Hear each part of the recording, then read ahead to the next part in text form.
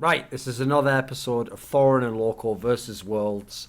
It's not the last episode, but it might seem like it because obviously there are no more matches to be played at Worlds. We had the final of Worlds, and as is our tradition, we've got LS back to give you more of those opinions you hate to love. Ah, see, I got you there. Because everyone's going to go, no, you're right the first time. We hate him. We hate LS talking about Korea, like trying to give us analogies, just not even mentioning that he's given an analogy from StarCraft, just literally launching into it. Like, it's like when you have like 4 zealots ready, you push it out. He hasn't even built a sunken colony, and then they're just sat there like, I don't know what any of those things are or how they relate. And he's like, yeah, but that's exactly the point. You're putting pressure on early, and his economy's not them. And everyone's like, please, Can you go back to Dragon Ball Z? I watched that once.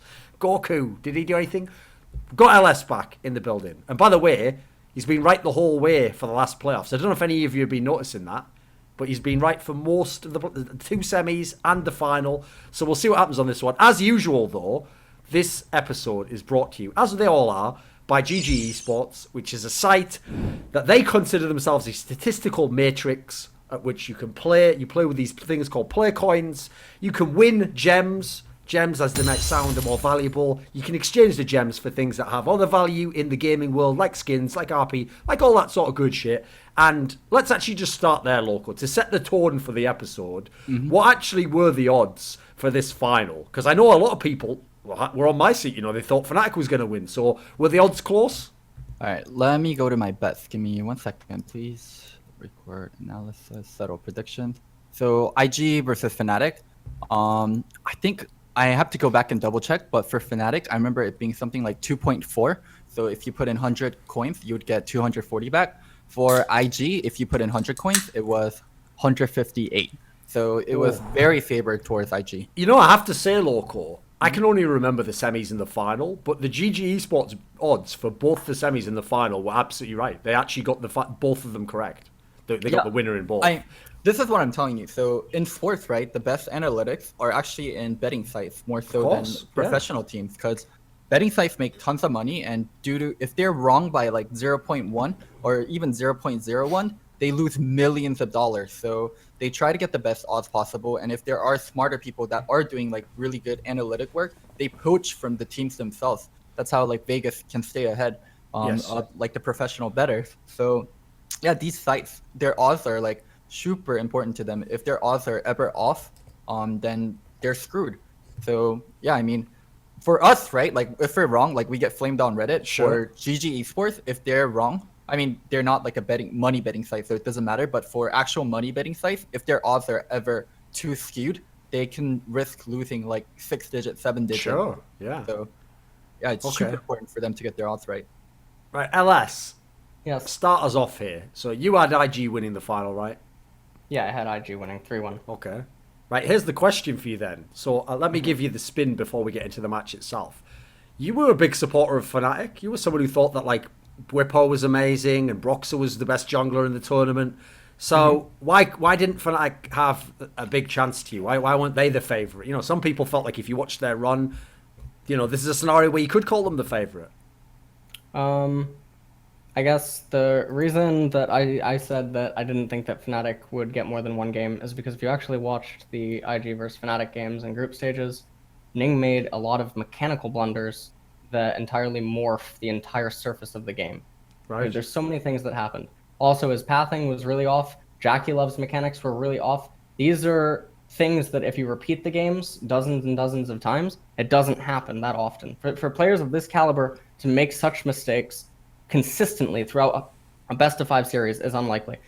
For them to do it in the first place, because we're talking about such rudimentary mistakes, is mind-boggling. It's actually like it's like hitting those 1-outers or 2-outers or something. It was so bad. And if those counter ganks or those match ganks or stuff for Ning work, or if Jackie Love just doesn't position as poorly as he did, fights looked entirely different, and Fnatic doesn't win the games. And even when Fnatic was closing some of the games throughout quarters and semis, leading into finals, even in groups, they sometimes weren't as clean as they were leading up to certain rotations that would close out the game. Now, they were still clean relative to other teams in the tournament, but they weren't as, there was definitely a drop-off. And I feel like that's what was most noticeable. Sure. I did notice, by the way, even at their best, because the Fnatic team was very good at team fighting, there were so many games which they actually won in this tournament where they were so horny to pull the trigger on team fights. Like, they did just sometimes risk it, potentially having it turned around on them when they could have just won the game that they were ahead in anyway, you know. So it isn't. What about this then, Loco? Mm-hmm. You picked IG to win this one. Yeah. Did you think that Fnatic should have gotten more than one game? Or should have even gotten a game in that sense? So, well, my reasoning was similar to LS, but more so than Jackie Love, I was really harsh on Bao Lin in group stage. Like, his All-Star play was abysmal, and All-Star is like tier 0 support right now, at least at the Worlds patch, where if you're good on All-Star is just a god tier champion. So, yeah, I mean, you argued with me where it would be like back to the mean of where these are bad players and they're going to play bad. And my argument was these are good players and they played bad in group stage and they're going to go back to playing good. And there's no way that they play that horrendous. So, yeah, I mean, I feel like when Fnatic beat IG, they won in 3v5 situations where IG didn't have two like functioning players. Bao Lin and Ning were just fucking god awful. Like those All-Star engages, like the way he passed with Gragas was just god awful, and early game mistakes right now are super fucking costly. So I thought I was pretty disappointed by how the series ended. I thought it was really anticlimactic. Sure. Yeah. So yeah, for me, I do think there was a potential world where Fnatic can take a game. I really didn't like their side choices and some of the decisions they made in game 1 and game 2. Okay, let's get into it then. Let's pick apart some of the aspects that changed the game. I mean, presumably IG just weren't a better team in every respect. So, what were the factors that made this such a one-sided final overall? Well, solo lanes are incredibly important right now. Like incredibly important. And I think IG, they had better solo laners than Fnatic, and I think that was like an aspect that was like somewhat downplayed, but it matters so much. Like just having stronger solo laners. LS, even though you have praised Whippo, etc., and in this tournament he had looked amazing right up to the final, I actually was myself wondering, because I have also seen games where if he doesn't smash, he doesn't like a motherfucker. Was he a problem in this final? I think he ate so much of licorice that he became licorice, because he looked a lot there like we licorice. Go. It's the way he found some way to deflect it back onto NA, and they're not even in this stage. So, okay, I like it. Yeah, that's well done. Okay. Yeah, so I mean that's pretty much what is going on there. He just found a way to botch laning phases. I mean, to be fair though, Ning was playing out of his mind, and Broxa was virtually negligible in some of the games, and didn't feel like Whippo was comfortable. He looked very out of place. And then, like what you're saying, it looked like he did start semi-inting. Some of the kills looked, they reminded me of like G2 Wonder constantly dying on Atrox that one game. IG, right? They looked like communication was just gone and no one knew what everyone wanted to do anymore. And I mean, that's pretty much what it was at that point. Do you think that when people play against the Shy, it's just different to play against him in an official match and people just fuck up in some way? I think the Shy's up there with Keen for the best top laner. So when you're accustomed to playing against a certain breed or a type of top laner, and then you go up against the next level, things that you become accustomed to aren't there. And then maybe they can also get inside of your head more. And it should also be noted that some of the matchups, like jungle 2v2 and whatever matchups coming out of draft, Fnatic didn't ever have a draft edge except in game 2. That was their biggest chance. And I think when you see how the games are going and they just keep going poorly, it's going to affect your mental state. And I think that knowing that you're going up against someone that's elite can probably get to you, not in a nervousness sense, but stuff like you ponder about your own decisions. Okay. Let's go game by game. So, because LS mentioned game 2 and draft, so I want to get to game 2, but let's not skip over game 1. So, one thing that was like super curious to me, I want to ask both of you guys. Fnatic apparently won the coin toss. I found out later on Twitter. I'm not sure how true that is, but apparently they did. So when they won the coin toss, they get to decide game 1, 3, and 5, the sides, and IG get to decide game 2 and 4. Fnatic chose blue side for game 1. I thought that was super fucking puzzling. It's basically playing into IG's hands, right? Yeah, I was like, wait, what the fuck? Like, this favors IG so much. Like, why the fuck are you choosing blue side? Like, I was really puzzled, and they ended up getting got first pick for taking blue side, and they took Irelia early and didn't ban out Lissandra. Like, I was like just super puzzled by the draft. Like, Thorin and LS, what'd you think of the side choice, and what'd you think of the draft? I mean, the side choice was abysmal because it doesn't make sense why you're giving IG counterpick for the Shy and counterpick for Rookie. You're giving them options to flex it, and that's just puzzling to me. I thought the draft was atrocious game number 1. They have all AD. That's a pretty big problem. They have split pushers that aren't going to be able to split. They have mismatching synergy with the jungler almost across all lanes. And you have to basically snowball completely out of... You can't just have a 2k gold lead at 10 minutes. You have to have something ginormous at like 10, then at 15, then at 20, in order to even stand a like this is one of those team compositions where if you're ahead like 5k gold hypothetically at 20 minutes, the game is even because of how bad your team composition is. They effectively don't have any wave clear. They can't crack turrets. Irelia is never going to get any damage on Lissandra's turrets. Now you're reliant on getting Herald, which means that your bottom lane has to win and accelerate faster. Camille has complete freedom to just play a counter and match gank style, playing her entire red side jungle in river control. And as long as she shows up for counter ganks or match ganks, Fnatic, the way that their champions work, they have to commit to every gank. Urgot has to E, Lee Sin has to go in with Q, or he has to go in with a ward hop or something, which means if Camille ever ends up showing up with even remotely close proximity to a wall, everything just goes nightmarish for Fnatic. The same isn't said for the champions on IG. So already, even including Fog of War, there's already a discrepancy. It's already problematic. So that game is atrocious. They end up getting into this fight at Herald that they probably feel like they're obligated to take because the game was just so out of control, because the champions that you don't want to have gold, which is Lissandra, she was getting such a lead over Caps in mid lane, and she's the champion you don't want her to have gold, you don't want her to scale, because the way that she itemizes, everyone on the team is able to itemize so defensively against AD.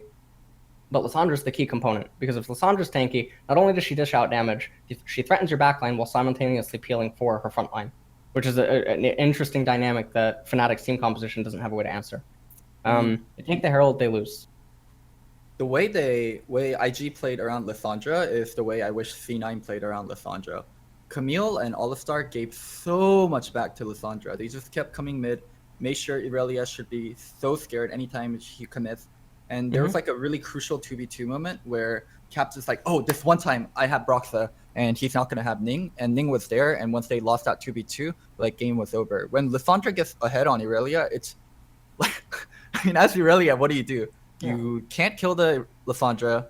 Lissandra gets pushed on you. She also has kill pressure on you. So you get shoved in, you lose mid prio, and Lissandra Camille can walk wherever the hell they want. So I agree, draft was really bad. And I also think even before 20 minutes, game ended at like 10 minutes where Lissandra, I don't think she had 2 kills. I think she had 2 assists and Camille had the 2 of the kills. But at that point where mid is like, it's donezo. Also, fun fact, Reckless, while he isn't famous for his Jhin, or he isn't like infamous for his Jhin, like he hasn't played Jhin since Summer and entirety of Worlds, and he pulled it out. So I do think Fnatic was a little bit like pushed on the draft, and they were like pushed into uncomfortable positions, not even just because of compositions, but because of the champions that they ended up pulling out, like a non-carry for Bwipo and Reckless on a champion he hasn't played during Summer or Worlds. So overall, like, Fnatic's draft got like pressured in so many ways. One thing I would say on this topic, like, I don't consider myself even vaguely approaching competency on drafting, like, so I don't bring it up myself. I'm not that much of an expert. But what I would say is this, like, first of all, yes, it is notorious that in theory you want to keep IG on blue side. So I think that was a massive error in game 1 to pick that, because as you saw here, if it ends up being a 3-game series, they will end up playing 2 games on red side. Like, you're just putting yourself in a bad spot. So if I have to think, using the logic of a past episode, that, okay, I'm assuming the coaches of Fnatic aren't idiots and that they had a plan in mind, I would use this logic, because I've seen this happen in many games that involve drafting, including Counter-Strike, where you draft the maps. There are some coaches where if they believe the other team is as good as them or a favorite, they actually sometimes will let the other team have an advantage, because that way you think it's more predictable what they'll do with the advantage. So you're thinking in this case, well, I kind of have an idea of what they will try to do with the counter picks and what they will do. So let's do it that way so that what we prepared on the whiteboard actually might happen, because we basically give them the things they want. And then hopefully, this is the part where it broke down, obviously. The logic there should only work if you then have an answer. It's like, right, good, you actually did what I wanted you to do, and here's the answer I prepared. The problem is that second step is where, as a layman, it didn't make any sense to me. Like, in this series, for example, one of the reasons, I'll give you some info here, Loco, because this is on Narrative Wake, so you wouldn't have heard it. But on Narrative Wake, a lot of people were shocked, actually, that while Raz and while LS picked IG to win, Kelsey actually picked Fnatic. Yes. And one of the reasons I know that she picked Fnatic is because one of the flaws of the IG team is that despite having Rookie, they actually don't have a super strong 2v2 mid jungle. So I actually thought myself in this series, okay, if Fnatic just drafts really well for Broxah and Caps to have synergy, that can be like a weird way where you could actually get an edge over Rookie. Doesn't look like they did it in this series or in any way played to that factor. So I guess that's irrelevant. I guess they disagree with me, or maybe from scrims they found something else. What do you think? What I think happened, or I'll answer both statements. Yeah. So for the Kelsey statement, Kelsey watches a lot more LPL than all three of us here combined. And Sure. what she told me regarding LPL was RNG actually smashed IG consistently by playing mid 2v2, and Rookie and Ning couldn't match up to MLXG and Zhaohu. Yeah, those two, right? Or Casa and Zhaohu, either way. correct, Yeah. So they did have worse mid 2v2 than even like the best Chinese team. But I think throughout the tournament, they're like, hey, Rookie's a fucking god, and he's better than all the fucking myths here. Let's just play the Rookie. And all the champions right now, Camille, Jinzhao, Lee Sin, Gragas, are incredibly strong in mid 2v2, so why not play the Rookie? So they determined that playstyle is the best, and they put practice on it. And I mean, Rookie's a fucking god. Like, one aspect of mid laners that people seriously underrate is how you set up for a jungler. So I'll give you like two examples. I'll give you Bjergsen and I'll give you Phoenix, because these are both players that I coach. Phoenix is like, I fucking like shot on this guy because I'm better than him and he's 50% HP, just come in and kill him. Where Phoenix is like, I would say Phoenix is mechanically stronger than Bjerg, and a lot of times like Phoenix just is like shitting on people in like even on LCS level, where Bjergsen is like, okay, at level 4, I'm going to make sure there's no ward here. And when he's going for this cannon, I want you to come here. He's not going to have a ward, and we're going to get this 2v2 set up, and we're going to take it, and we're going to work. Where he's very meticulous in his matchup knowledge, and he can set up properly, and he can recreate that situation over and over and over again. And that's like a skill of a mid laner. And from back where Rookie Kakao days, Kakao would gank mid a lot, and Kakao and Rookie like praise each other for the synergy. And I remember Kakao specifically saying like Rookie someone is super easy to gank for, where I think Rookie has both Phoenix and Bjergsen's strengths of being someone incredibly like mechanically skilled, so he's just like slapping the hell out of the other guy and like winning lane itself, and also very smart about matchup and knowledge, so he's calling for it properly. And on top of that, he's almost fluent in Mandarin, so he has no problem communicating with his Chinese junglers to set up properly. Yeah, that's actually, by the way, as a side detail for people who aren't aware of this, one of the aspects that makes Rookie unusual compared to a lot of the Koreans who went over to China, because a lot of them did just go over to cash in and get like a year or two of really good salary. And, you know, some of them put in like a small amount of effort to learn Chinese, but obviously it's a very hard language. And in some of the teams, you know, they didn't have good fluent enough Chinese anyway. Well, actually, one of the things Rookie is famous for is that because he's lived there for so long now, and he was someone who was in a team where they weren't going to cater to him in that way, he put in the hours apparently and got a level of fluency. And I've no doubt that not only helps his comms, etc. So it's not like just a Korean and then a Chinese guy trying to figure out what he means, but even more so probably endears your teammates to you. Like they're gonna play for you a lot more if you made the effort to kind of be on their level in that way, I think. Yeah, I mean, one thing I want to say about imports, it's very easy to tell which imports will at least have a potential at success long term versus which won't. So when Lustboy came over, like he was very willing to learn the culture of NA, learn English. Like I told him, don't speak Korean to me, like speak English, and he was so willing, and he was just willing to like dive into NA. Versus someone like I don't want to name call, but I'm gonna name call anyway. Someone like Piglet, who would consistently talk to friends from back home, not really integrate with the team. Only. I'll give you an example, Loco. When I came over to NA in, I think it must have been like, I think Piglet had been there at least a year. I came over to an event in NA, and I was at a party, and Piglet and Phoenix and a few other players were there from the LCS. And I'm not joking, I talked to Piglet in English, and he could barely understand basic sentences I was saying to him. I wasn't saying anything super complicated, because I'm used to talking to foreigners, and I was shocked, because so many fans had done that thing where if you just say anything in English, they're like, your English is amazing, wow, you must have been putting in so much work. It's like, he clearly hadn't, you know, like, and I could get it, why? Because put it this way, when he was stood next to Phoenix, if he wanted something, he just said something in Korean to Phoenix, and Phoenix just got it for him. So it's like, I can see exactly both why you haven't put in the effort and why you get away with it. Because the guy next to you just does everything, and he knows the English, you know. Yeah. So I think the biggest telltales are like actually learning the language and like incorporating yourself. I think two really great examples in LPL are Rookie and Doinbi, both like are Chinese sons. And another super telltale example is if you get a girlfriend from that country. A really great example would be Imp, where he has a Chinese girlfriend, and I don't think like Imp is ever gonna play in Korea because of that, where he's like very rooted into China and very committed to China. So like yeah, you can usually tell which imports are there to stay and which are there to make a paycheck and get out. Okay, right, bringing it back to the game, let me ask you this question. Was it a mistake for Broxer to repeatedly pick Lee Sin? Was this a bad pick? Ellis, you can go first. I talked a lot.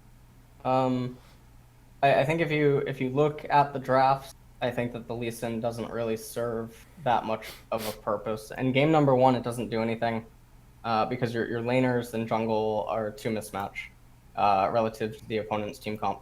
So the Lee Sin can't do anything. Even if the Lee Sin nets, let's say hypothetically Urgot gets an advantage against Sion in top lane, it doesn't do anything. It's redundant, or it's a irrelevant advantage. Sion's still going to be relevant due to the nature of the team comps. If you gank mid lane and you kill Lissandra once, Lissandra can still stay inside of the lane. Teleport versus Ignite depends on when you kill her, where the minion wave is. So you have to repeatedly gank Lissandra to get ahead. In later stages, you have Jhin and Braum, which I don't know how you gank for them down in bottom lane outside of lane gank. You have to come from lane ganks because otherwise it's going to be too difficult against the Kaisa and the Alistar. And we've seen that Broxer actually really likes to do lane ganks, especially in bottom lane with the brushes. But there's such a mismatch and a discrepancy between all 3 lanes and who the jungler pick is, because it's heavily reliant on IG making mistakes, or Broxer finding these slight cracks or these small window openings with variables that he can't entirely account for, because it is, as much as Fnatic wants to play, they can't entirely control how IG is going to play out certain lanes, or what they're going to do at certain stages of the game. It is the onus is on Broxer to do so much more, and he can't just do a little bit. He can't just get a couple of ganks and get a slight gold. They have to be monstrously far ahead, and they even need some probably RNG assistance from Dragons in the game with their team. Game 1 is super terrible. The Lee Sin in game 2 is also super terrible when you consider the team compositions, and then again what IG has going on. Lee Sin's just out of place. You look at the champions at every single position, look at the opponent's champions at every single position. You ask yourself why you have Lee Sin. All right, and it doesn't make sense. Ellis, do you want to go into game 2 draft? It's the one where you said Fnatic won, and I actually disagree a lot with it, so I want to hear your opinion. Yeah, go ahead. Dude, go ahead. Yeah. Device is running critically low on memory. The fuck? Please run device maintenance to continue. I've never heard that in my life. Yeah, keep going. That was my fault. No, Ellis, tell me about game 2. Tell me why, Fnatic's draft was better. I mean, IG needed a 10,000 gold lead and 2 infernals, and they still couldn't crack the base. They needed 5,000 gold at 1 minute with infernal drakes, and they still couldn't crack team fights wide open. I mean, that should say enough. The IG team composition sucks dick. If Caps doesn't int at the end, Fnatic can legitimately win, because the inhibitor in mid and the inhibitor in bottom are mismatched in time, and there's still 2 Nexus turrets up. Azir's going to wave clear for days. Ezreal is highly mobile against the team comp of IG. You can't reliably get onto him. Urgot is problematic, because you have champions that they want to be in between one another. They're not entirely just diving your backline. They're playing this mid-rangey type of distancing. Urgot's a nightmare against that, with his ultimate and the AoE fear, if he can end up landing. It is so much easier For Fnatic, once it gets to 4+ items, because of Zir, because of Ezreal, they have these tools and flexibility inside of this kit. Okay. Sorry to interrupt you. At what timing do you think they should get to 4+ items? Around like what time in the game do you think both teams are at 4+ items? I mean, Fnatic should hit it assuming the game state's entirely even. Fnatic hits it around what, 32 minutes, 33? Like average game, like they hit 4 items at like 32 minutes. 33, probably. Okay. So like average game time for Worlds, I think even went down due to last series and like semis and stuff. So it's probably somewhere around 32 or 31 now. I'd have to go back and double check. Like games are ending much quicker. And this is where I actually want to break down like 2 chains of thoughts, where almost everyone I talk to prefer the game 2 draft for IG side, and you're the only one that talks about Fnatic side. And instead of like memeing, I actually thought about it a lot. And so most of the people I talk to are coaches, former coaches, are casters. And we come from a point where it's very like experience based and very like real time based. So a lot of the comments made were IG's in control of the draft because they have like strong engage tools and they can consistently engage on Fnatic, where Fnatic, anytime they do get caught out, they're in a really shitty spot. And even when they don't get caught out, if they ever have to burn flashes, like if Azir ever has to burn a flash for Gragas flashy and he trades flash, then next time where All-Star Flash comes up, where All-Star goes for Flash combo, Azir is in a really fucking shitty spot. Like All-Star Flash combo followed up by Syndra. Like, I agree with you where if they get to that point and they can consistently get to it, they can maybe scale and win. But that's been so like less and less likely in this meta and at this world. And like teams have been struggling to get to that point. And it's been so important to have early mid dominance and be on the controlling side. Okay, well, there's 2 issues with what you just said. Okay. One is the first one is that it is a straw man. The game timer of World's average has nothing to do with game number 2. The game number 2 speaks for itself. IG needed unholy gold advantages and double Infernal, and they couldn't win team fights. The game fucking speaks for itself. I don't need to argue this. Let me go one by one. You make your point and let me tackle that one. Sure. You're telling me like IG couldn't end the game, but they have like diving Nexus turrets. They could have ended at any moment. Like they were disrespecting Fnatic and playing like it was a joke. And the game timer for Worlds definitely matters because meta completely shifted. Like meta shifted into early aggression being much more favorable and much more rewarded. It's not a strawman. It is just fact-based argument. What? That the fact... Explain. Fnatic IG has a 9,000 gold lead at 20 minutes with 2 Infernal Drakes. Mm-hmm.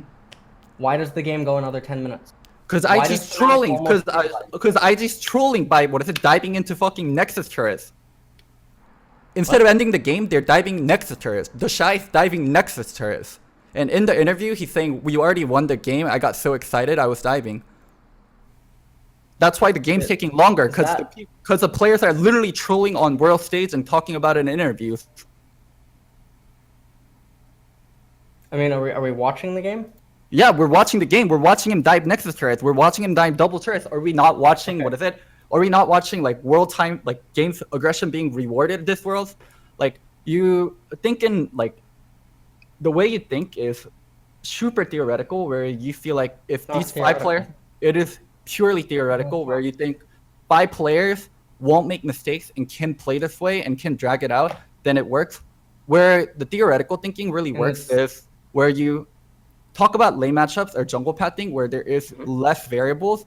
That actually makes sense. Where there is limited amount of variables, where it's like lane matchups or jungle pathing, I do think your opinion is correct a lot of times. But when it comes to this kind of stuff, like 5v5 team fights, 5v5 macro, or late game, or even getting to that point where a bunch of variables are introduced, a lot of the theoretical thinking breaks down.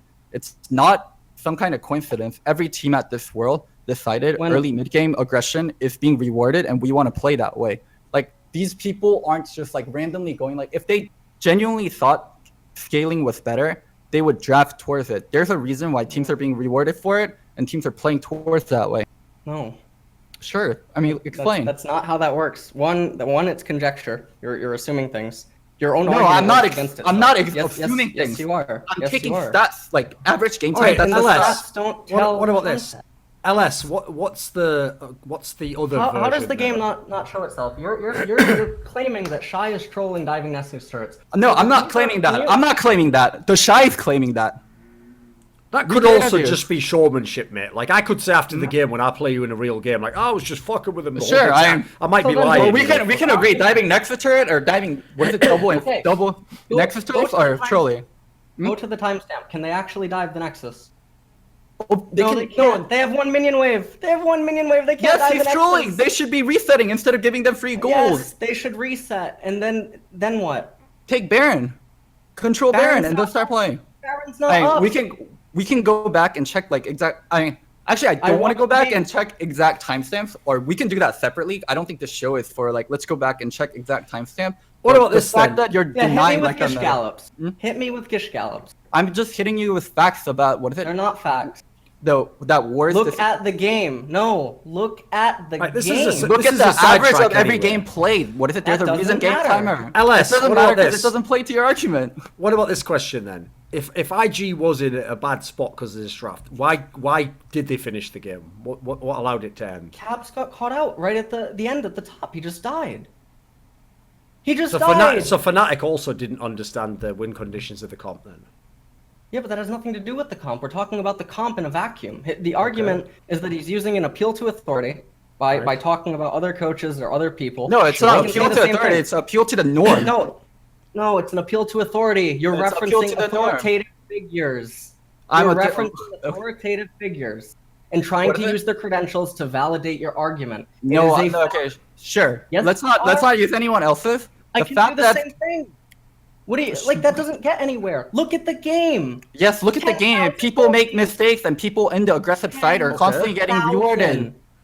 10,000 in Double Infernal. 10,000. And that's what it's going to show. Like, people in aggressive spots are constantly getting rewarded. Like, you talking about it, Caps getting caught out, shit like this happens because players aren't perfect. You like to think of things in a methodical, like in a perfect world where players aren't robots, like this would happen. Guess what? Players aren't robots. They actually get caught out. They make mistakes. That's why. And the same argument could be used for you. Okay, use You it. don't What's your realize argument? that? What's your argument?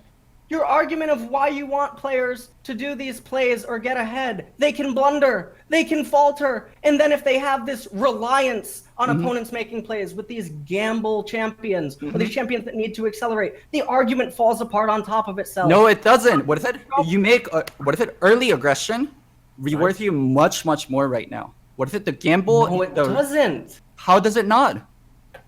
Because look at the game. Yeah, Stop we're looking using at the game. Stats. Why? The Because they're stats don't tell average. the context. Stats are average of every single thing that happens. Loco, That's all context of what about every this? single game. Do this for me, Loco. If what you're saying is accurate, right? So early advantages, early aggression makes you win the game, basically, right? Then by that logic, IG did all that. IG got this massive lead. IG was in a great position. So then why did it require Caps getting caught to finish the game? Why, if they have this lead that you're talking about, is the game just not over, basically, anytime they want? So, I mean, a big thing is Fnatic getting Baron, and that slowing down the game for IG. Right. But, I mean, that was the biggest thing. Fnatic did get the first Baron of the game, and that slowed things down a lot for IG, where if they got that Baron, they can open up inhibitors much quicker. And Fnatic getting Baron disallowed that. Okay. So LS, if Caps hadn't of basically like been caught like that, you think Fnatic Loco, wins the game? What happened at 25 minutes when IG followed your advice and they tried to just do Baron? What happened at 25 minutes with well, the 9 my people advice leading to is Infernals? never. My advice was never like just do Baron. You're trying to make my advice for something it's not. Like I can play the same game and be like, No, it's why not, didn't it's not a Fnatic? game. Why did a I mean, I can play the same argument and no, LS. you I'm fine to discuss with you, but what if it actually have statements that I say you're just trying to meme with just do Baron, just I'm do not Baron. memeing I at can all. do the same thing and be like, why didn't they can't. just in a perfect You're world? Why couldn't they just very scale? erratic right now.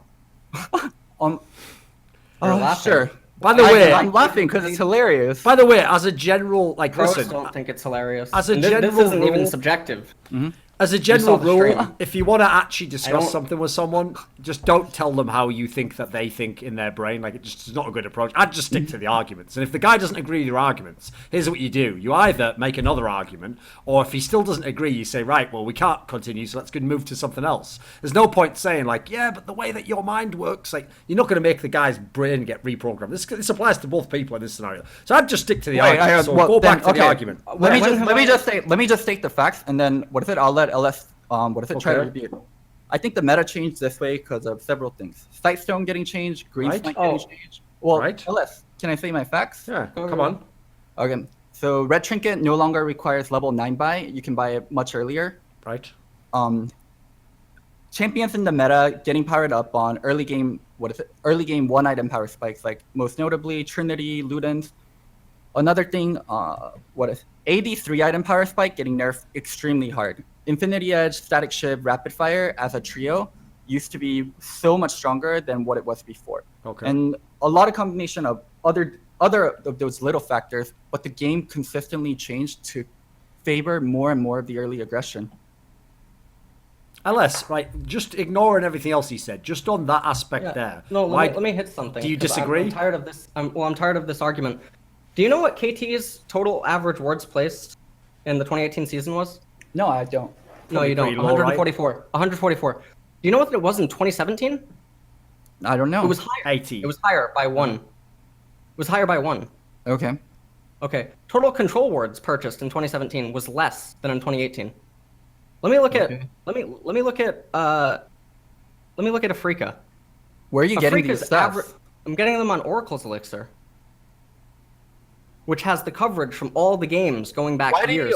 Why are you okay with? Do you know what stats SK? regarding- Do you know what? Do you know what SK Oh, Telecom's LS. wards were in 2016 and 2017? Whenever 100 and 122. Do you know what they Okay. were in 2018? Your argument about Sightstone? 159.69. okay, we How can are go they back. awarding more? We can go back and check on the worst stat, but whenever stats favor you, you stand by them. But just Wait, pure so when factual- stats favor you to support your argument, even though you're being disingenuous because you're claiming that the Sightstone change affects warding, I'm telling you stats that teams are warding more than sometimes in previous years. Okay, so let's handle those one by one.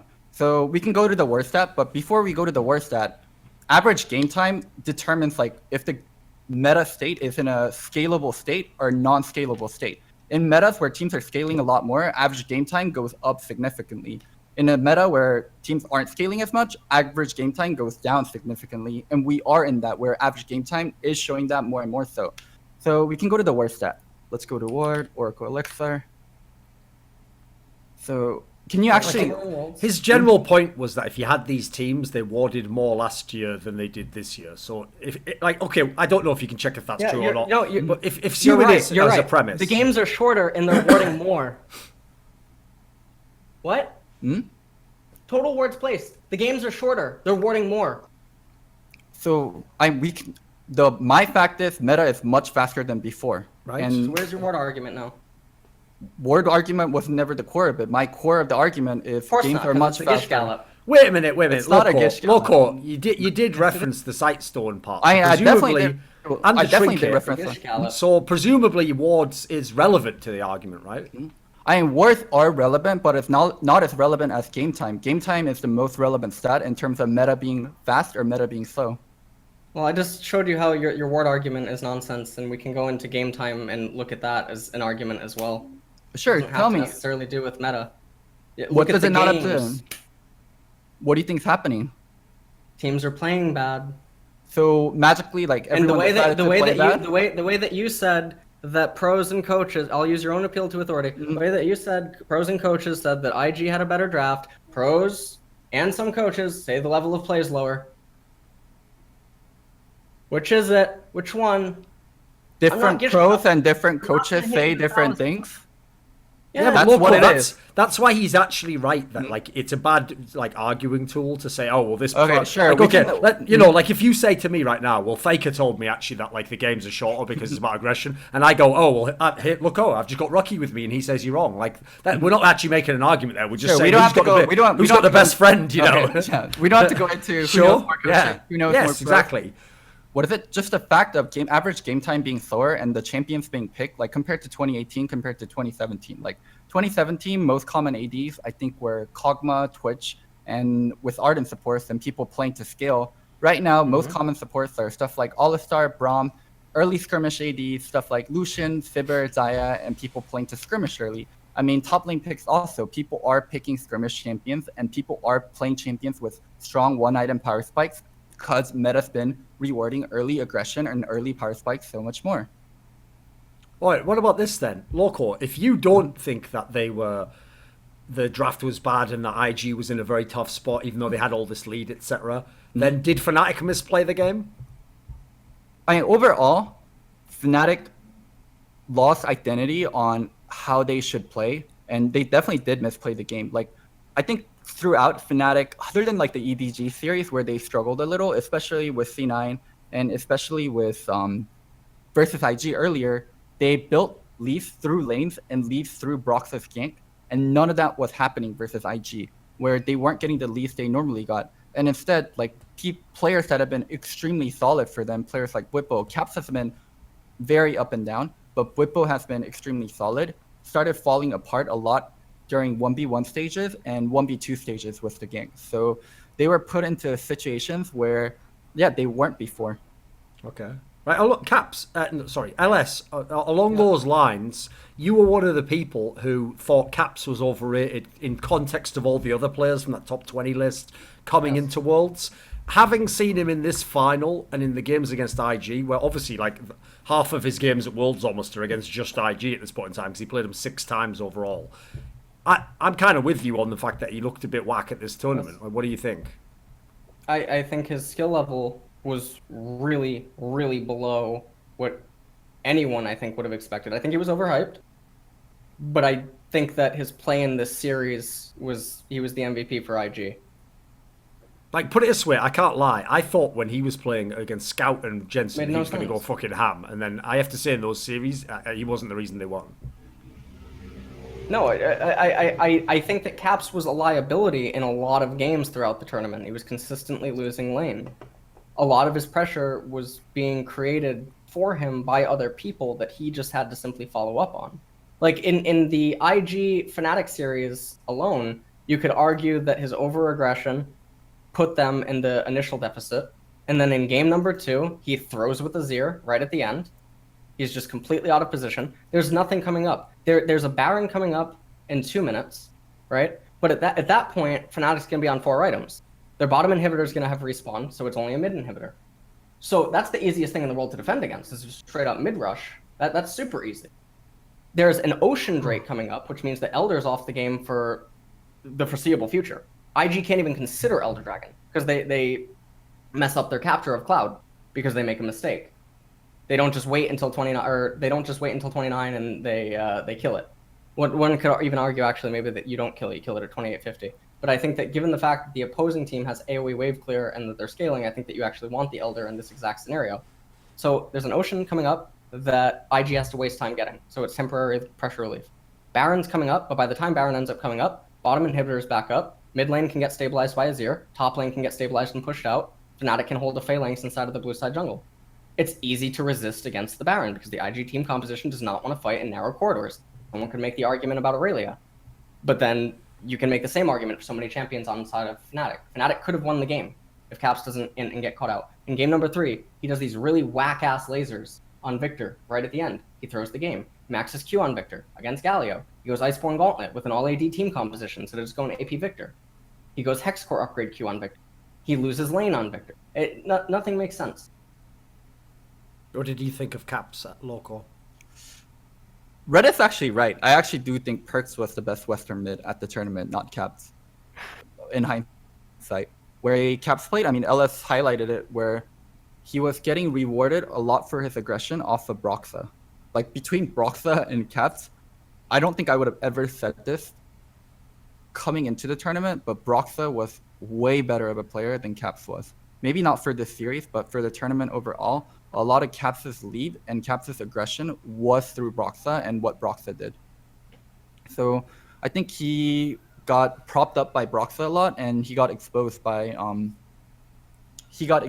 Rookie and like Rookie plus Thing. Okay. In their earlier matchup when they met, he wasn't he got to get pushed in, but get salvaged by his teammates due to Baolin and Ning playing really bad. But for this matchup, like Baolin and Ning didn't play bad, and he was left in a 1v1 state versus Rookie, lost out a lot of times, and Baolin overperformed versus Broxas. So yeah, Caps looked especially bad. What did you think of the decision to finally put Soaz into the game, even though it's like, well, you haven't played an official game for like 2 weeks, mate, but there you go, see if you can save the whole World Championship for us? Meaningless. It was...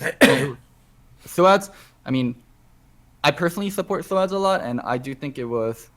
I understand it, like, you're going to have to put your team first, no matter what. Like, if Boipo is the better fit, and if Boipo is the better player to play, then you play Boipo. It doesn't matter how much work Soaz put in. Like, sure. That is, like, reality of esports, yeah. and that is reality of sports. The better player plays, the team performance comes first. We're not, like, soccer. We're not soccer moms. Like, little Timmy can play now. Little Timmy gets to be the striker now. I mean, Soaz came in because they were down 0-2, and they couldn't just keep doing the same thing and expect to win, but it was pretty meaningless. Like, rest of the map was, like, not being matched. Like, IG was just so much better.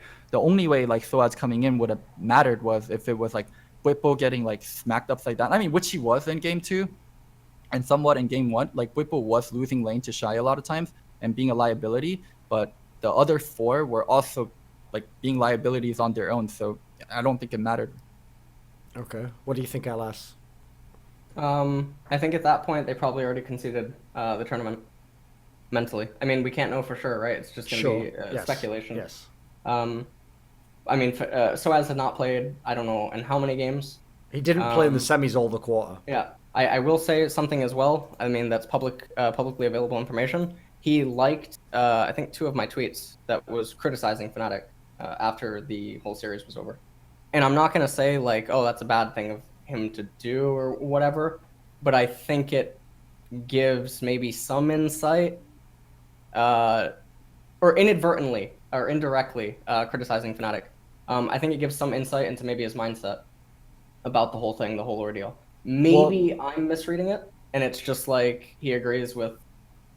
As someone who's known Soaz a long time and read a lot of his interviews and tweets, etc., he was clearly not happy with being the sub. Yes. Like that whole angle of like, yeah, I mean, he has to accept it if the coach says he's not playing. But I absolutely guarantee he thinks he's the better top laner. He should be playing in the game. What is he gonna say? Like, what is he gonna say? Like, ultimatum, play me or I quit the team. I mean, sure, quit the team. Like, we'll just play Boipo. Like, at that point, Soaz has one option. We're both brothers.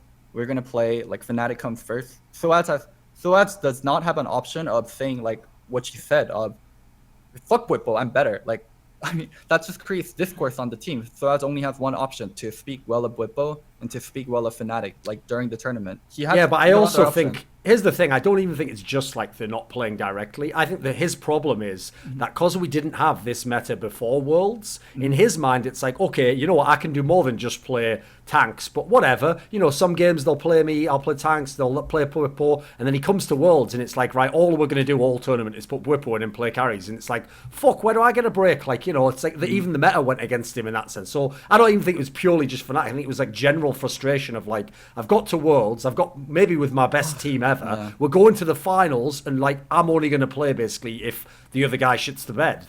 I can see why you'd be frustrated with that.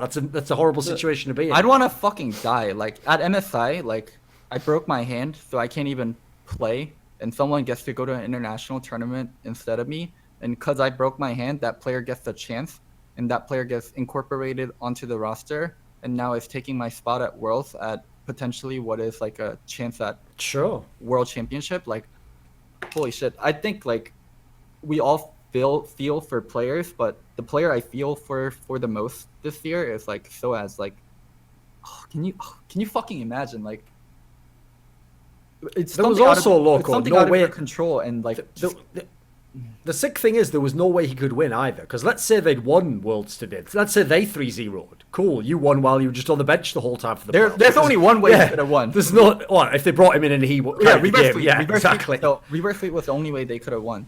But I can understand his frustration in that one. I don't think there's any, like, nothing too deep to read into. Like, Soaz can never speak up on this. He can never say, like, I felt like I was the better player and I didn't get. He can. We'll just have to wait till he retires, and I'll get that sick reflections interview where we just go into all this, and we're like, yeah, fuck that. It's a lose-lose situation while he's playing. Like, yes, of course. Either signify yourself as a bad teammate and speak up and be like, I'm better than Budbo, or 2, not say anything and just act like Budbo was the better player and that was the team decision and you support it. Like, it's lose-lose for Soads. So. And by the way, I'm totally with you on that angle. Like, it's just not worth risking saying anything because of how fans might react. I'll give you an example right now of how you can sometimes it's just better to say nothing because you can't win with fans. I was at an event recently, a CSGO event, and the guy who does the audio in production fucked up and must have accidentally like knocked a dial with like the volume, and he made the volume 3 times louder than would be like acceptable if you were setting the volume yourself in your own ears. So when people were talking, it was so painful. I just literally took my headset off on the broadcast and just said into the camera, like, I'm not going to continue talking until someone turns the volume down. And I had fans, no joke, messaging me like, how unprofessional. You should have just waited until the end of the whole segment and then said something. It's like, what a ridiculous tip. I'm just going to damage my whole hearing, for 10 minutes just so that, like, a guy doesn't see me, as in this scenario here, have like a justified frustration, Like, unfortunately, some people are just never going to be on your side in that way. So I get both sides of it. Right, let's get back to the game. What about this? So one aspect that I saw a lot of people on social media were upset about with Fnatic's play in this series is that, yes, the whole narrative of playoffs was like, it's all about solo laners win or lose you the game, but everyone was hoping that Reckless would do well in this final and that he'd been like a great like sort of background player in the tournament so far, and then everyone was like, oh, Jackie Love's up and down, who even knows if he'll be good. Was Reckless and was the Fnatic bot lane an issue in this final? Hell yeah, Hylissang was definitely an issue. I think Hylissang was an issue because he normally couldn't do what he did, which was get pressure in lane and roam. So he couldn't function to his normal like job and normal role. Reckless was an issue because he got, I'm not sure why, but he stopped playing Sivir and he started doing like weird ass stuff like playing Jhin, playing Israel, playing Zaya. Reckless on Zaya without Rakan has been pretty bad. And so first game Jhin, what the hell? Second game Israel, what the hell? Third game Zaya without Rakan, like what the hell? It just did not look good for Reckless.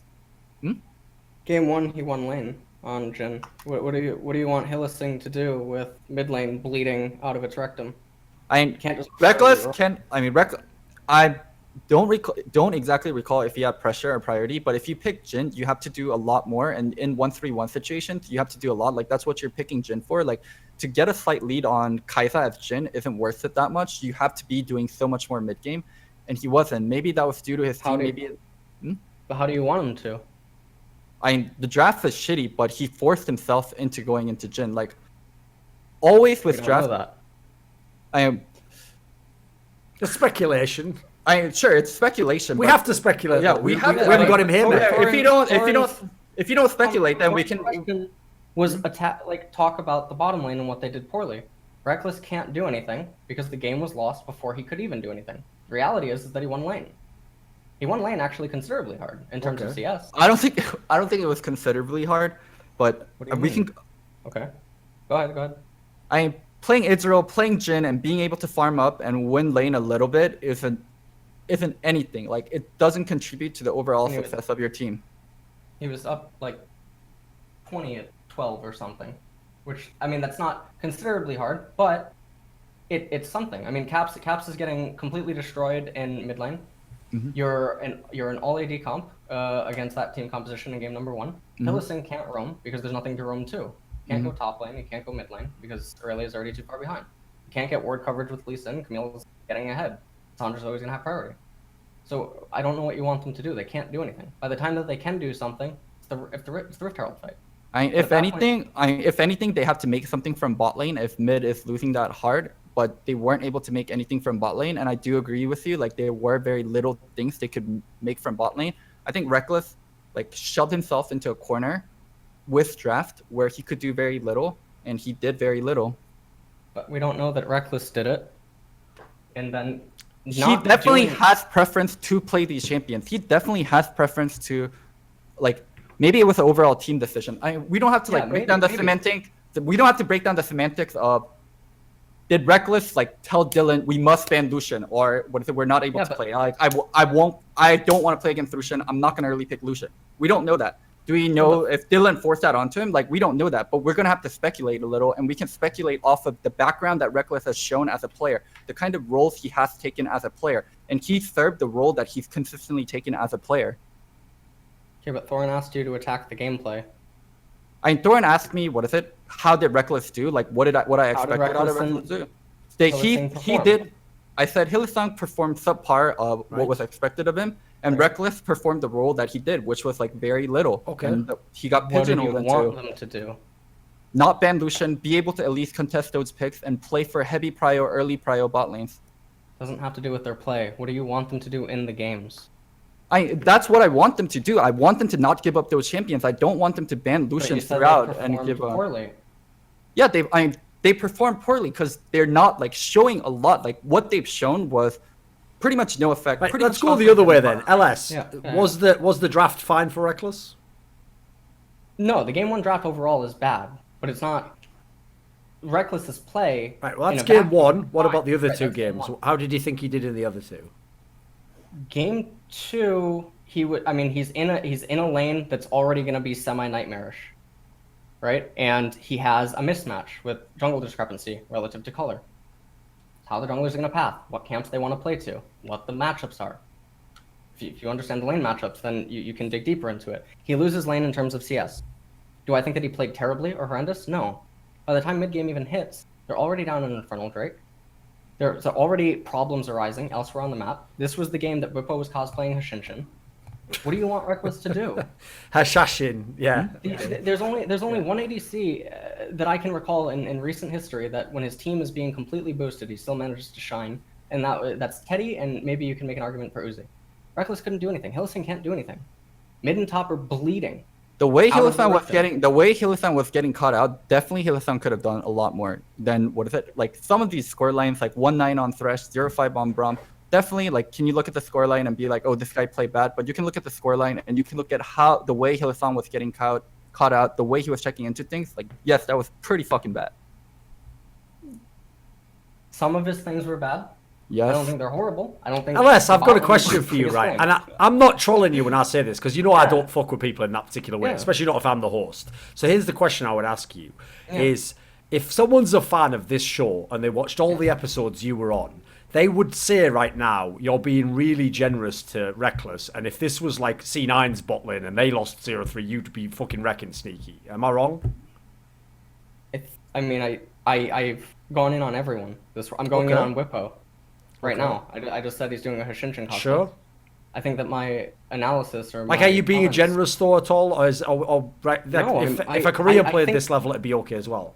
The entire history of me being on shows, Narrative Wake, this show, streaming, VOD reviews, etc., is a testament to the fact that I don't care who it is. I just don't. I just don't care. I heavily disagree on that. If you, as a human, if you tweet something like, hey, like, I really support these 5, like, I want to see you guys do great, like, towards Fnatic, and I want them to. Like, then you are going to have you're going to have at least subconscious bias towards, like, how you speak of them and what you say about them. I do think relatively you have been unbiased, but to say you're, like, completely unbiased and you aren't being generous to Fnatic, I think it's a straight up lie. It's not a lie, it's just his perspective. Loco. Yeah, it's his perspective, but with the amount of support he's shown for Fnatic. A lot of people showed support for Fnatic. Yes, but you specifically haven't shown that kind of support for other teams at Worlds, but specifically for Fnatic. Specifically for Fnatic, like, you've shown that support. Look, it was beyond play about Whippo, because you coached them, and about the tweets you make, like, hey, like, you guys have a shot at making history, like making West proud. Like, you definitely have at least some sentimental bias towards Fnatic. 3 tweets with like 2K likes each, flaming caps during the series. Joe, you have tweets about flaming everyone, but they're not like flame, but you have tweets that criticize other everyone. Teams didn't play as good as Fnatic. You have tweets that criticize everyone, but specifically towards Fnatic. Instead of just their play, you've shown support for them beyond that. Right, what about this, LS? How about this then? Yeah. If they didn't do a great job in some of these games drafting for the bot lane, Mm-hmm. right? Where did Fnatic try to put their priority? Where did they try to give advantages in the draft, but in this case either fail or the execution fail? What was the general like disconnect then? I thought that the overall draft, like team comp wise, overall game 2 Fnatic has edge. I think in every other draft, everything's bad. I think that game 3 draft is a problem because they bring in SOAS, they pick Victor, then they pick Urgot. Caps won't play Urgot, and I don't see why you put. I don't So see they why telegraphed you bring it SOAS. too obvious as to who was playing what. No, I don't even think that's it. I think it's fumbled. I think this is sort of like the SKT leaving Italy open. Like, Right, this they is just like an didn't oh shit think of moment. what they were picking and what was Yes. available. Right. And so they put SOAS on Urgot, but if you're planning to pick Victor, why isn't Whippo in the game? Yes. Because Caps looked completely out of tune with I don't know, he's going Qmax, his whole team is AD, he's going Iceborne Gauntlet on Victor. Do you It even doesn't think make they any should sense. play Victor in that sense? Like, do you even No, think no, no. Victor is a viable pick right now? No, I thought it was terrible. I thought I thought the whole draft from Fnatic was so abysmal. I feel like from watching it, but it's speculation, they're arguing. They must be arguing during that draft or something, or it has to be an oh shit moment. Because at one point you have the Urgot and the Victor, and I'm sitting there like, where's Whippo? So basically, once they have the Urgot and then they get the Victor, it's like they should just pause like that. You know that sound where the record goes like, and it goes, you're probably wondering how I got Yeah, to it's this already- point in the right. deciding game of a world Yeah. champ. That's exactly. This reminds me of Cloud9 when they put Sneaky on Victor. I think Sneaky at least has like proficiency in playing like random ass champions because Sneaky's always been the one to like first pull out Jhin, first pull out Kalista. Like if they're gonna play fucking Victor bottom, like with Sneaky, I can imagine them practicing Victor bottom. I haven't watched Caps as long as you. Has he ever played these tanky kind of champions like Urgot or Sion Caps mid? plays everything. No, he's played. He Sion. plays He's played Urgot. He's played but Sion he and Urgot. won't play them. Well, He won't play Urgot. I'm just fucking confused why you don't put Victor top because Victor versus Aatrox is Yes. a great matchup where Urgot versus Yes. Aatrox is a competitive matchup. And Urgot versus Galio is good. It's not bad. I wouldn't say it's good, but my biggest problem is if Victor goes mid, Camille, Rakan, and Aatrox, anytime they come down mid, Victor's a vending machine for cash. Like, what the fuck are you gonna do as a Victor versus a Rakan or a Camille coming in? You're like mid lane Victor. Anytime those champions like come in, like you're a vending machine and you give out like fucking free soda. So more so than like Urgot being a good matchup into Galio, I don't think Victor can reasonably go mid and function as a champion in this game. You just cannot go mid. Do not send that fucker mid. Well, he shouldn't have been picked. He can do fine against Galio. Victor can beat Galio. Yeah, Victor can. I do think Victor can lane well versus Galio, but it's just a combination of you have Rakan, you have Camille. Anytime like these champions come and even look at you, like you're just gonna get fucked. Like you can't pick a squishy non-escape champion in that like spot against like a Galio, Camille, Rakan comp. You look at Galio, Rakan, Camille, and then you really have to think about what mid lane can I take here. That's not going to get booty blasted to all hell. Victor isn't that champion. What could he have picked then? Because the thing is, Caps played a lot of champions. I think he played like before this Victor came in, he'd already played I think 8 different champions at Worlds, and he hadn't played Victor obviously. So what should or could he have picked? Do you think that would be a better choice? I'm not sure if it's random, but for some reason I can't see the 5th ban in the Fnatic versus IG series. If Lissandra was open, I do think Lissandra's like the best champion. He hadn't played that at all this Worlds. I mean, according to LS, Caps plays everything, and Lissandra was like a very core pick at Worlds. I would be super surprised if His Caps... main picks at Worlds this time was he played 6 games on Aurelia, he played 2 on Aatrox, he played 2 on LeBlanc, and then including the series 2 on Azir, and then the rest were all just like one-off picks, you know. Azir's at least like somewhat better because you have a little bit of mobility and you have a little bit of knockback, so it's a better pick than Victor. I would say Lissandra. I would probably go with Lissandra if it was the non-ban champion, but it is a tough spot for a mid laner to be in. But Victor is absolutely the wrong. Azir with cleanse, maybe Lissandra. Those are like the 2 recommendations I would have. What do you think, LS? Yeah, Azir, Lissandra are the 2 clear cut. You can pick Mal in the spot, although I don't think he would pick Mal's. Azir, Lissandra, Malzahar. If your Victor's willing to go AP, you can go Lucian. Outside of that, I mean, you can make an argument for Cassiopeia because they have so many close range engaged champions. Cassio's not bad versus Galio, especially if you take clans. Yeah. Okay, what about on the other... Oh, sorry. Yeah, keep going. Go ahead. What about on the other side of the equation? Because I noticed, considering most people are going to say Rookie was the MVP of Worlds, maybe he's the best player in all of League of Legends, he only had to play something like 6 or 7 champions in the whole tournament. People didn't particularly seem to ban him, or you couldn't ban him. Why would that be? The level of change when you push Rookie onto a different pick was almost non-existent. Rookie LeBlanc, Rookie Galio, Rookie Lissandra, like, when you push him on a different champ, like if people like falter, right, then you can be like, oh, this player is targetable. Yes. But Rookie's like level of excellence across all these champions was just insane. Like one thing I noticed about Rookie, CS absolutely got tier. Like this is like prime like season 2, season 3 ambition status. Like I have no idea, but he literally almost never misses a CS. And my criticism of Ambition would be, okay, Ambition never missed a CS, but Ambition was always stuck in lane. He got first blooded a lot, and he didn't really affect the map a lot. Rookie is probably the most influential mid laner in terms of like affecting other lanes and like playing with the jungle. So he affects other lanes. He plays well with jungle. He gets pretty much every CS on every single champion. Like you can try to like push him around on picks, but I don't think it would have mattered. That's why I don't think like banning out Rookie was really a feasible thing to do. Okay. What do you think, LS? I think pinching jungler pools or pinching top pools and doing very obscure matchups would have been more advantageous. Now that finals are over, I met with Wippo for dinner before the finals. Not today, or not yesterday, but the day before. Sure. And we talked about obscure picks that were coming out in some Korean scrims that the Worlds teams weren't getting. And then we talked about other picks that are viable into Victor that maybe IG doesn't have practiced and stuff like that. And so we talked about this in perhaps an effort to maybe you pinch top lane so weird and you give away Victor, and then you have this surprise pick, Phase Rush Jax, or you have Phase Rush Jace, which I think that they showed they wanted to use against Cloud9. You can pull out Klepto Karma top lane against Victor.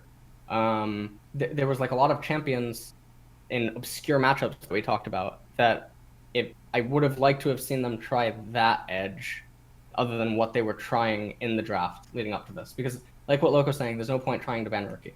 It doesn't make any sense. There's no point trying to ban the bottom lane at all, because it also doesn't make any sense. Because it doesn't matter what the game isn't being decided by bottom lane. It's being decided by the Shy, Duke, Ning, and Rookie.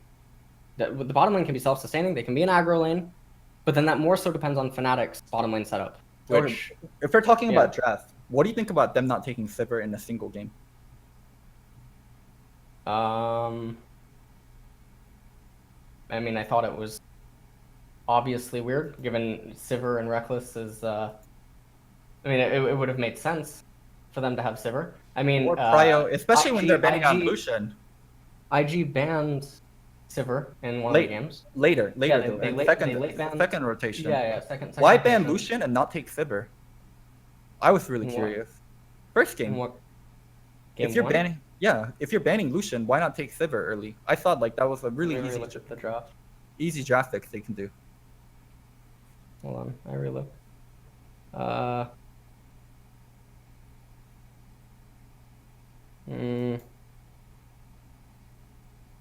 Sivir gets banned away in second phase again too. Yeah, so I think that in early. If you take Lucian in place of Braum, then maybe Braum gets banned away, but there's still other champions available.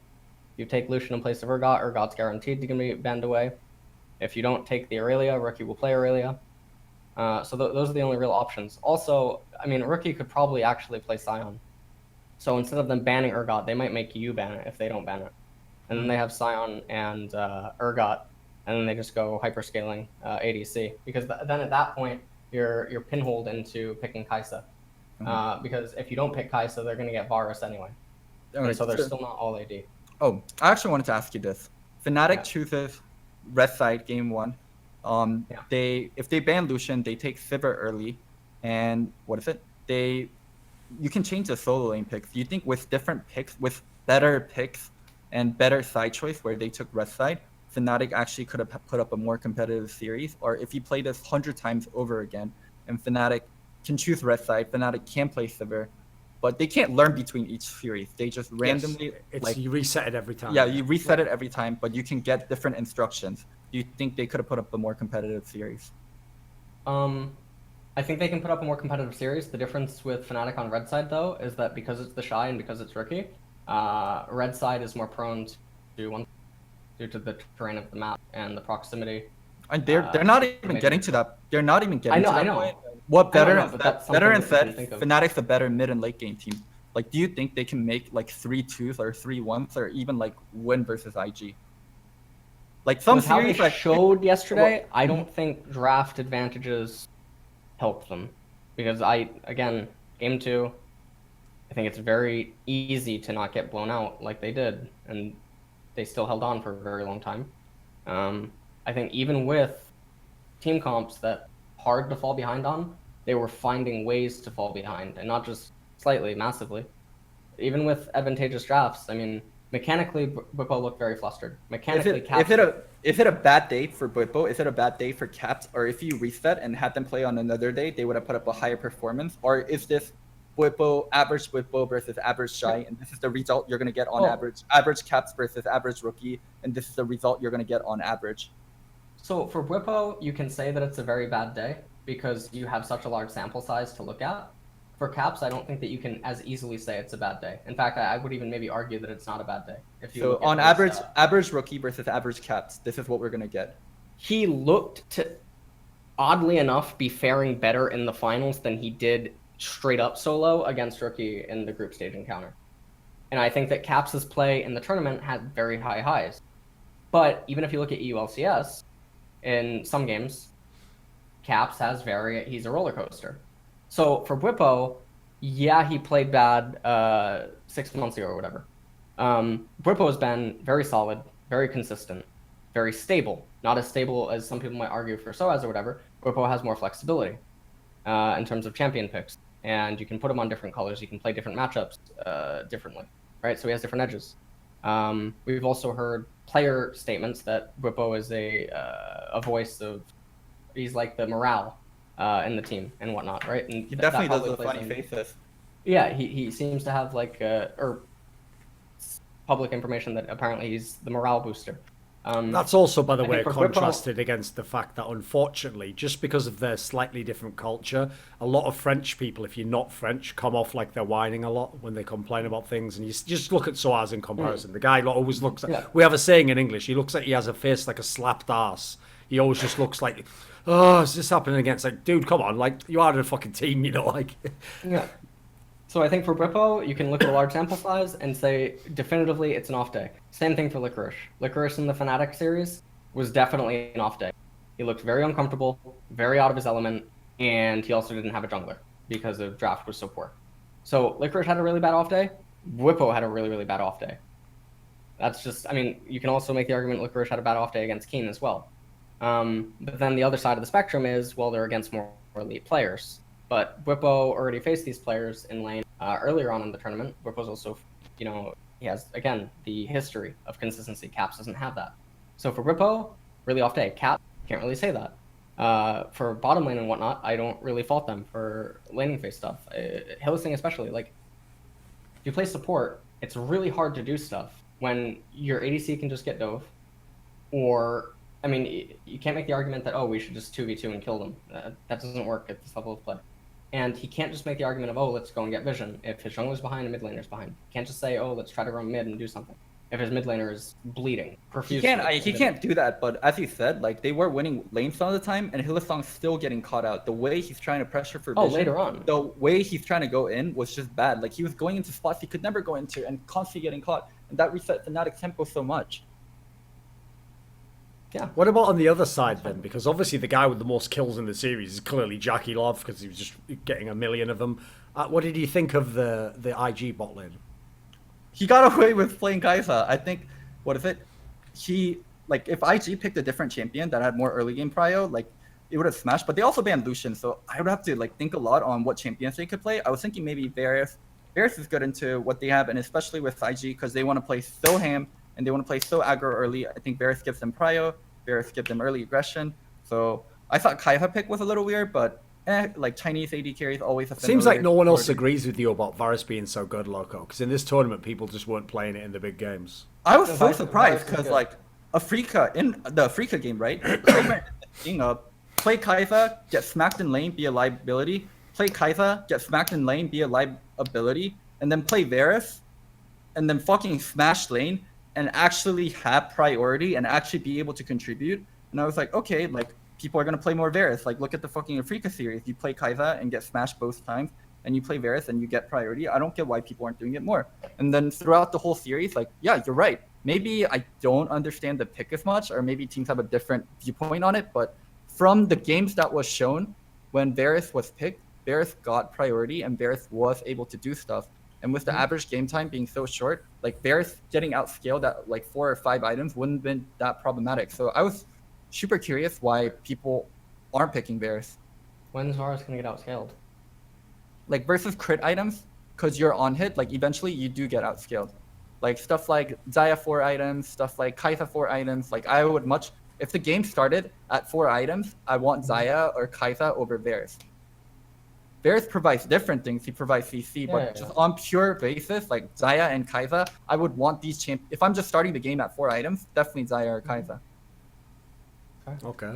LS, this is a tough question, but I need an answer, okay? Normally, when a team wins Worlds, they look so incredible, you know, they look like, wow, could this be the best team in the world? Did IG fulfill that status? Like, did them winning Worlds show you that they were the best team at the tournament? Are they the best team in League of Legends to look like that? From the eye test? I mean, I think, I mean, at the tournament, yes. They look like they were the best team. Although I will say that it's not by much. I think KT, like, double elimination existed. The finals is probably KT or RNG versus IG. And they'd claw their way back up from the losers bracket. I do not think Fnatic beats RNG. I don't think Fnatic, and yes, I understand RNG lost to another team. I do not think that KT lose to Fnatic. So I think that we end up having IG versus RNG, and we have IG versus KT again. In which case, it can go either way, and RNG has their history. So, you know. Sure. I think it's very thin. So, both KT and RNG were very interesting cases where RNG, public rumor is Uji is a big head, and if Uji got upset that they weren't playing towards him as much, and they forced the team to play towards him. So I don't think RNG showed their full strength in this meta, where, as Kelsey said, RNG, where they play mid and jungle, actually overpowered IG. And that was like a huge crucial factor of IG winning this tournament, having incredibly strong mid and jungle. So in the past, like just even like a month or two ago, RNG was able to beat IG at that game and win LPL regionally. So I think it is fair to say if RNG played the meta, then they would have actually been able to outmuscle IG like they have in the past. Sure. Yeah. For KT went through like a huge identity crisis. So Cloud talks about it in his show, or Cloud Templar talks about it in his YouTube, where there was a gigantic split between like LCS teams talk amongst themselves pretty decently, which is they called it LPL meta versus LCK meta. Okay. LCK meta is where you do scale more and you do play slower. And I think a good representative of that would be Genji. And I think LPL meta is more fight oriented, more early game skirmish oriented, and like a good example of that would be IG. And teams were very like back and forth after group stage regarding, do we lean into this LPL meta, which seems to be more dominant, or do we lean back into the LCK meta? And KT had huge identity crisis, and they couldn't come to agreeing on things from what Klaus said. So I think both KT and RNG had huge internal problems. So even in the double elimination format, if they couldn't figure out their internal problems, I don't think they would have actually been able to contest IG. I would have because like Fnatic up until they played IG in the finals seemed like a single team, seemed like a unit playing together under one identity and knowing what they wanted to do. Where RNG and KT, while they might be the better team, they never had that unity within. So maybe in a double elimination, they figure out their problems, but I don't think if they aren't able to figure out their problems, I don't think KT would have been able to challenge Fnatic. Okay, but what about the angle of do you think IG was the best team? I think potentially KT and RNG can be better, but at Worlds, like IG played better. Like it's just super hard to judge KT and RNG due to them just playing like their drafts were fucking ass a lot of time, and like RNG playing like Sion mid in this tournament. Like Sion mid is okay sometimes, but if you're playing Sion mid with Aatrox top, then all your damage is coming from your AD. Like some of the RNG drafts were abysmal. Some of what KT was doing was abysmal too. Like the bottom tried to play so forward from KT, like just potentially I think KT and RNG are better teams, but realistically IG was better. I think there is a world where KT and RNG are better teams than IG, but realistically what was shown at Worlds definitely IG. Beyond like drafting and these things, do you think that Fnatic choked in this final or were looked unusually pressured as in contrast to in the rest of the tournament? They got shit on in scrims. They must have gotten shit on in scrims. They got shit on in scrims and they second guessed what they were doing. That's the only like logical conclusion that I can make. I don't think Fnatic are immature or baby enough where they internally started fighting. I think they got shit on in scrims. It changed their draft priority a lot, and they felt like we can't give IG blue side. If you give IG blue side, we're just gonna lose. And they took blue side first. I think that's the only like logical conclusion I can come to. Got shit on in scrims where they felt like blue side was too strong and we can't give IG blue, and had to take blue and just gotten shown up.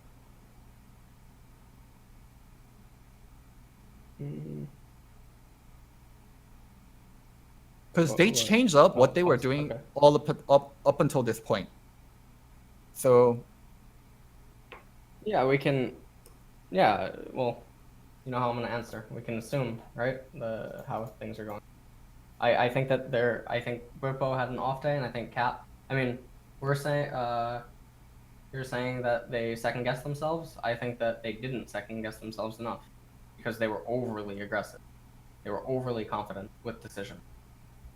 Don't you think so for you it was hubris then, Ellis? They thought that this was exactly the right thing to do and they were going to smash doing it. Wait. Yeah. You think like I think they've been doing that like the entire tournament. Like Bwipo and Caps playing like overly aggressive where Bwipo has like I think Bwipo I wouldn't say Bwipo's best aspect is being wary of jungle ganks and playing against it. I see Bwipo outplay a lot of times, and I see him in advantageous position a lot of times. And to be in an advantageous position, you have to take risks and you have to like do little outplays and trades. And Bwipo consistently did that throughout the whole tournament, and that's like why he was heralded. And this time he did that versus someone that can also match him in that and had better jungle synergy. I think go ahead. So you don't think like them taking blue side versus IG is like some kind of like I think it's really, really weird. Yeah, I do. They got shit on in screams and they had to been like that, no? Like, hey, we can't give them blue side. Like we're losing like we can't give them blue side. Because all the fingers, like even Thorin, who's not like a analyst, knows like you don't give IG red side. So yeah, you don't. It doesn't. There's nothing logical about it, and that's also why I'm hesitant to make a remark. Is because when even Reddit can know that you don't give IG red side, that raises a red flag to me. That's why when I did that answer, I actually said, like, I'm trying to come from the perspective of I'm assuming they know what they're doing. And so if they do that, they actually know that they're giving IG advantage, but they're then thinking somehow that then helps Fnatic accomplish something. Yeah. Right. It might not have been they were getting shit. It might have been they were dominating in scrim on blue side. It can be the total opposite. They could have been shitting on everyone in scrims on blue side. It goes both ways. Potentially yes. Like because we're speculating, yes, but I do think it has to do a lot with what they were doing in scrims. Like as you said, they were either dominating or they were getting shit on. What we see is the outside, what we see publicly, and then they get the inside information on what's going on. But the decisions they made are reflective of what happened in scrims, and I think likely they got shit on in scrims, but also unlikely maybe they were dominating everyone, and that's why they took blue side.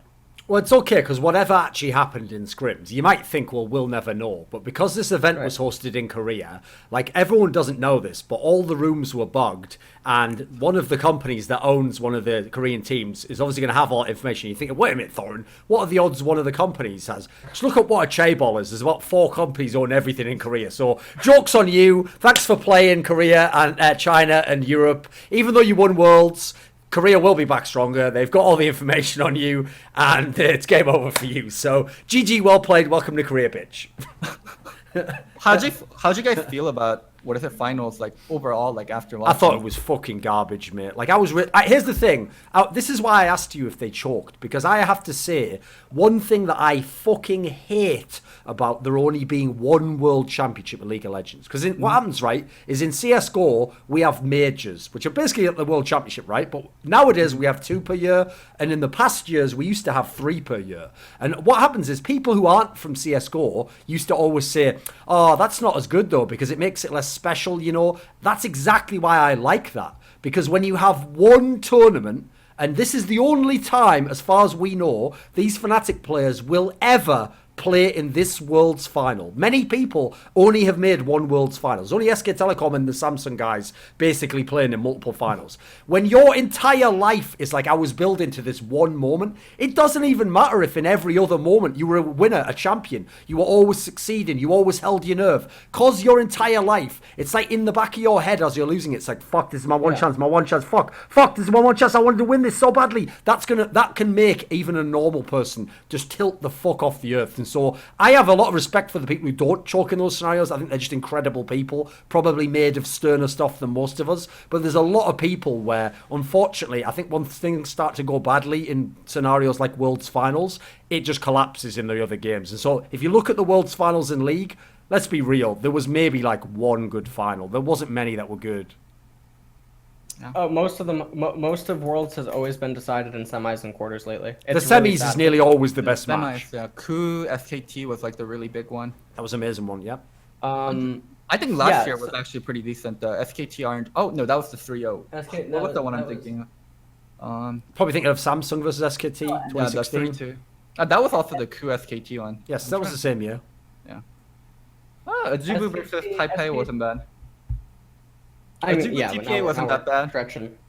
Season 4. I guess. Yeah. Season 4 was a blowout. Put it this way, there's been a lot. No matter what. There's been a lot where after game 1, you could tell who was going to win. They did win, and it was dominant. You know, there's been a lot of World's Finals. Yeah, the thing is, you would hope World's Finals should be the best match. They're not going to be, though, unfortunately. Which is 2 factors there. One, single elimination. 2. Like, that's another reason why. Double elimination would help a lot, but also random draws is like, random draws are fucking random. Not all 1Cs are created equal. Of course. And not all 2Cs are created. If you notice, Loco, this is one of my main complaints about Worlds, is that both in how you do the pools, because the pools treat like the team from fucking Vietnam as being equal to IG, and then the random draw, like as you're saying here, not all number 1 seeds are the same. So unfortunately, if you do that system, every now and then you're going to get really bad ones. Like I thought, like I will say this outright. When I look back now, if it had been anyone other than IG, I wouldn't have picked Fnatic to win, because I actually didn't think that Fnatic was the best team in the tournament. I thought that the other side of the bracket was super stacked with KT, RNG, fucking IG. You know, I thought whoever comes out of that probably wins. And so when IG got there, though, I was like, right, well, I've actually seen Fnatic beat this team. So it's probably the only team that you could actually logically have confidence to win, and that's part of the reason I picked them. What could a KT done? Let's say KT is the second best team in the tournament. What could a KT done as the second best team in the tournament? Not finish first in their groups, and what is it? No, I'm with you, mate. KT was the most fucked team in the tournament, as we now know that IG won, you know. Like, they actually got the most ridiculous draw. What did they do wrong? And they only basically, by the way, they were still only 1 game off getting through. Yeah. So, yeah, I agree. That's a rough one for them. They got first in their groups and meet a second seed and lose to the second seed who goes on to win Worlds. Like, or KT. Holy shit. I agree. I think the biggest losers are KT and Soaz. Like, overall for this tournament, those are the people I feel the most for, KT and Soaz. But you know who the biggest winners were? One, everyone who found out about GG Esports, this fantastic statistical matrix where you can play and use coins to win gems. And secondly, the viewers of these shows watching LS and Loco degenerate into an old couple where the sex has stopped, but they're still having to stay together for the kids. And just every day, why did you fucking leave that plate out? Well, earlier on you promised you'd be back at 7:30 and now the food's cold. And I was here like some awkward fucking marriage counsellor, known to be a very confrontational person myself, trying to mend fences. Like, can't we just all get along and see the world in different ways? Overall, like, I don't mind the arguments and the discussions with LS. Like, I think there's different viewpoints. Like, some of the things he does is dismissive, but I do like the overall discussions. Like, the things I don't like are like snake behaviors, like just shit talking on stream or like just endless Twitter memeing. But overall, like, I'm fine with discussion, and I do think discussion is super important because unless you have like clashing ideas, it's very hard to like move forward and like push like knowledge across. Like when it's like, LS, what do you think of this? I agree with Loco. Loco, what do you think of this? I agree with LS. Then it's just and that's doesn't make for a good show, and it also doesn't like progress like knowledge forward.